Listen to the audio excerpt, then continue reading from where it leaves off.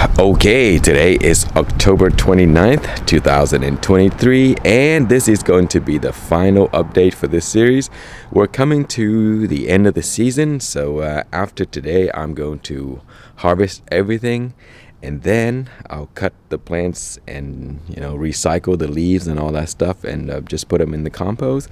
And I may dig up a few plants, maybe the lemon starburst or something, and just take it inside for next year. And if you're interested on how I overwinter plants, make sure you search the channel and watch how I overwinter. And overwintering plants are pretty cool because they're already having a head start. They're already big, and so the next year when you bring them out, they're going to be the one that produce the most. So it's a good thing if you have space to overwinter to do so. So here is my raised bed with ahi tangerine tiger. Two different phenotypes. Look how big that one is, the plant itself. And then here is the smaller one. This is the one with the stripes, so it's producing again, but I don't think it's gonna make it before the cold weather gets here, so I'll try to take what I can. And then the white ties are doing amazing. Look, this is the second production. So I harvested earlier this season. I got a bunch of peppers, and now they're back again. So I'm having a second harvest, and they're actually at the best stage to harvest. So I love them at this stage right here. You see when they're kind of like that pearl color, that's the best time to use them. When they're red, they're a little soft, but the best flavor, best texture and all that is at that stage right there, when they're right before they turn orange. And so we have a bunch that are ready to harvest. Some over here. They look so beautiful, guys, to me, because they have these little clusters and they have all these beautiful colors. Like the purple is just what makes it look so unique. And then they grow in the little a bunch like this. And then sometimes one little bunch, there's a ton of peppers. Look at that one. See that? It's just awesome. I love these things.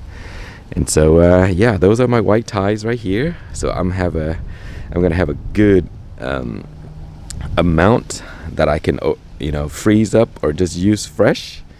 Okay, next up we have my Tabasco. And again, I mentioned it before. Tabasco are super productive. So if you want to grow something that produces a ton, you can grow Tabasco. Look at this. This is not a very big plant. They do get bigger than this if you give them space. But look at all of these fruits here. You see that? Hundreds of them. So they're a nice variety to grow. For that,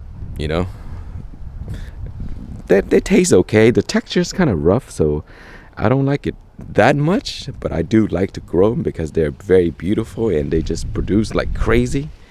And this is my white tie cross. Actually, no, not white tie, sorry, the regular tie cross with a Scotch bonnet. Look at that. Look very interesting. So it doesn't look like a bonnet at all. Much more like a tie, but larger, but very spicy. Sometimes they're shorter. You see, these are the shorter kinds right here. And those may not make it because we're getting cold weather pretty soon. And so I moved a few of the white ties to extend it a little bit more. So I'll show you that in a bit. And wow, the arugula, those things are just so hardy. They grow all summer, and now they grow even better, and the bees love them. So all those flowers there, you can eat the flowers. So the way I harvest wild flowers, wild arugula flowers, is you just place your hand right here and just slide, kind of like hold it firm and slide it. And when it snaps, that's the part you eat, because that's the most sort of like the softest part. And because if you eat down here, they're really tough. You can't eat that. So just hold it, slide your hand, and when they snap, that's what you eat. They're awesome. And some white ties here. A mini cucumber, I harvested a bunch already, and so those are probably not gonna make it to much bigger than that. And then some white ties extra right there. I grow those things everywhere. And here it is. This white Thai is pretty much dying. And then we have the Lingrias. These are awesome, guys. I already mentioned it. I love the Lingrias because they have these little cool tails. They just look very pretty. Similar to the white Thai in colors, like they're kind of greenish, and then they turn white, and then a little bit yellowish, and then turn red at the end. See, they're turning color down there. So they're pretty cool, pretty spicy. And then over here we have the StarrFlower. And these sometimes they're pretty inconsistent. See, some of them are white. You see this? These are the same. They're all the same variety. And you see some of them are like that, and some of them are like this. You see, these are the white ones, and these are the longer green ones that point down. And all of those came from the same seed set that I saved, and I just grow them randomly. And yeah, some of them turn white, some of them not. So they're very inconsistent, but I still love them all because they're very productive, taste great, very spicy for being so small. So when you bite into this, man, the heat is just pretty crazy. And here is some extra white Thais here. My Malabar spinach. See, those seeds are gonna drop, and then next year they're gonna grow again. And so I'll just let them grow. I love the mini Malabar spinach that that sprout out. Those are the best. So I always let the seeds just drop everywhere, and next season they just grow all over the place. And I have my StarRacha Hornet over there. This is not gonna make it. And then this is the Vicious Peach. These are really cool variety. I might just overwinter these because this is a very special plant. So I might dig it up and then take it inside. And this is October is persimmon season. This is the best time for fruits, and so I will be harvesting these here. Man, these are just so good. They're super sweet. They taste like brown sugar, like so sweet. You have not grown Fuyu persimmon? You should try. Just grow one tree. They fruit pretty fast. So if you buy them at your nursery or whatever, they probably will give you 1 to 2 fruit in the first year.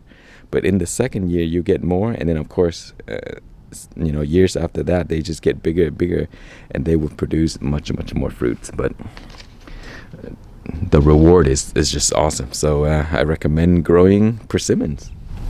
Okay, so these are the plants that I move under my patio, just trying to keep them a little bit longer so that I can have time to harvest them. And this is one of my Linzo crosses. Pretty interesting variety, not super hot, but very neat. So I grow this in a Halloween container right here. And this one here also, same thing. I moved it into the shade, and wow, this that's the second production I harvested earlier this summer. Got a lot of fruits, and these are excellent for chili oil. So that's what I will be making. And this is the Stargazer. Pretty nice plant, pretty big, lots and lots of fruits. But those fruits are just not, they're probably gonna have to be harvested green. And I'll just use what I can, and the rest are just not gonna make it. And finally, we have some white Thais that I moved in here also to extend it a little bit so that I can have time to harvest these guys. But that's it. Pretty good season. We had some crazy drought this year that kind of hindered their growth and set them back a little bit. But at the end, they still produce pretty well for me, and I'm still pretty happy. But hopefully next year is going to be a lot better, and I will have some new varieties that I will be growing, and I may try to cross one this winter. So make sure to follow. Thank you so much for watching. Please like, comment, and subscribe.